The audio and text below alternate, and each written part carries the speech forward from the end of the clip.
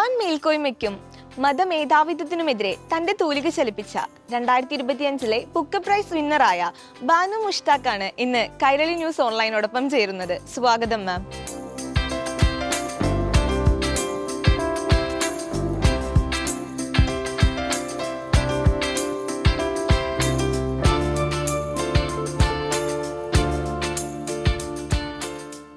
You were the part of Bandya Sahitya movement. Do you think that in today's polarized world, literature has the power to change the society or to change the social norms? Even the literature, it can act as an agency for social change, because literature, basically it's a proactive political act. Writing itself is a political act. That's why whenever a particular it supports the marginalized voices or the downtrodden people or the people who require some help from the society. It reaches, it echoes.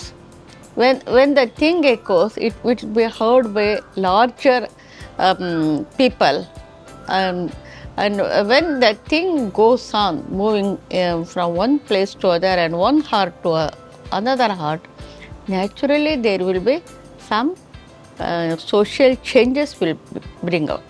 You have faced social boycotts and threats because of you write about the patriarchy, about the life of Muslim women. How it feel when you write about for a community but that community is acting against you? Not the entire community, but the vested interest of the community that turns against the voices of the Muslim women. And what I want to say particularly is, it is quite natural. I already told you that it is a proactive activity to write.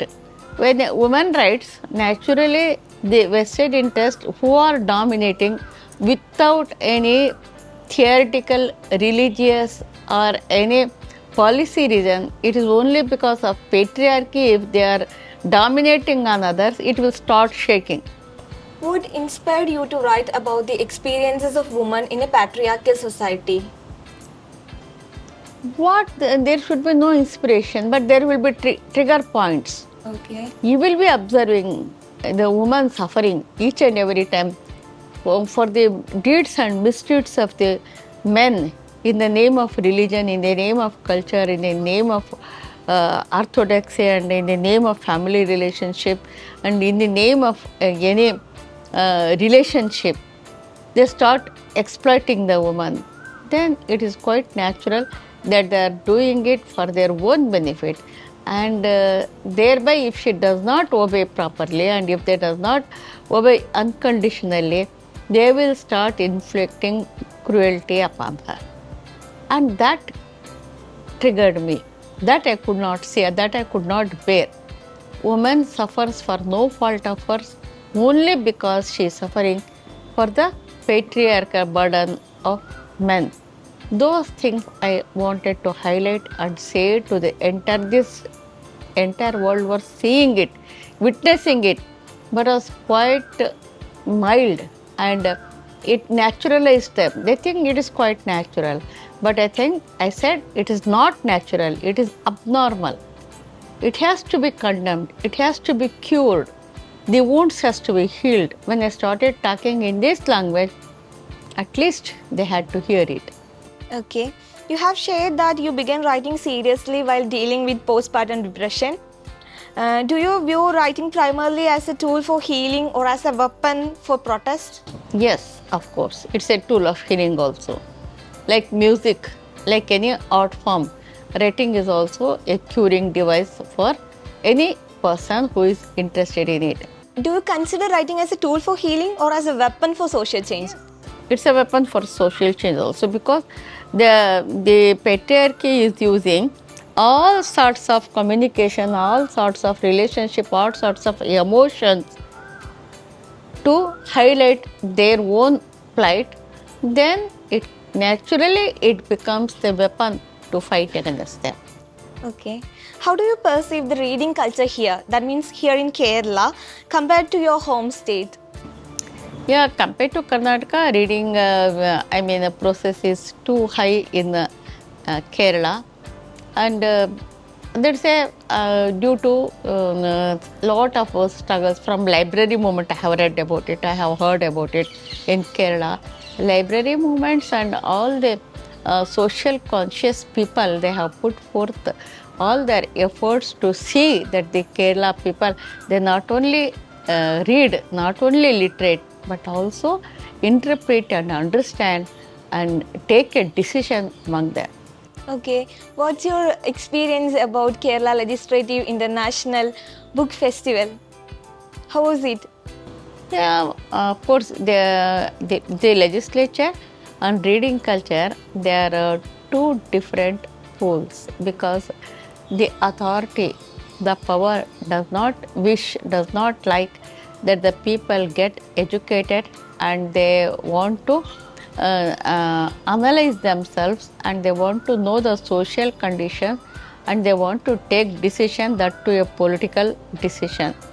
It is possible through reading and the culture of reading. But here in this international festival, the legislature itself has organized this high level program with lot of readers. I was seeing there were lot of stalls, books, everything, and lot of intellectual equipment was being provided for the readers, so that they can understand their situation, they can understand the political scenario, and they can take proper decision. That is very important. That's a very important thing, and an important program that is organized by the Kerala legislature.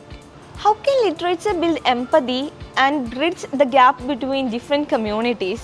I will tell you, when I was a child, I read Chammin. It gave me, I don't know who was Thagali Shiv Shankar Pillai, but his name, it has been instilled in my mind.